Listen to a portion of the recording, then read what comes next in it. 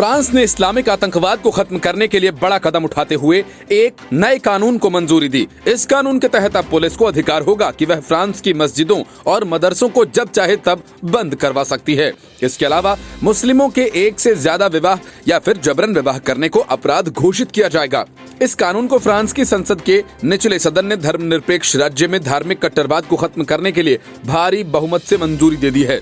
इस कानून के मसौदे को लेकर राष्ट्रपति इमैनुअल मैक्रों की पार्टी ने देश भर में कई रैलियां की थीं, जिसके बाद फ्रांस के नेशनल असेंबली में हुई वोटिंग के दौरान 347 सदस्यों ने कानून के पक्ष में वोट दिए, जबकि विरोध में वोट देने वाले सांसदों की संख्या 151 रही।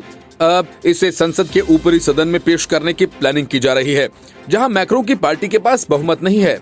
फिर भी फ्रांस में कट्टरपंथ के खिलाफ बढ़ते माहौल को देखते हुए इस कानून को ऊपरी सदन से भी मंजूरी मिलने के आसार हैं। हाल ही में फ्रांस ने देश में मुसलमानों का प्रतिनिधित्व करने वाले 8 संगठनों से एक चार्टर पर हस्ताक्षर करने को कहा था, जिसमें आतंकवाद की बुराई और धार्मिक कट्टरपंथ को खत्म करने जैसे उपबंध शामिल थे। लेकिन कानून न होने के कारण 3 संगठनों ने इस चार्टर पर हस्ताक्षर करने से साफ इनकार कर दिया था, जिसके बाद से फ्रांसीसी सरकार ने इसे कानून बनाया।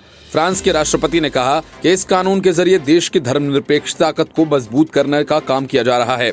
इसके अलावा देश में बढ़ते आतंकवाद, कट्टरपंथी की घटनाओं को भी रोका जा सकता है।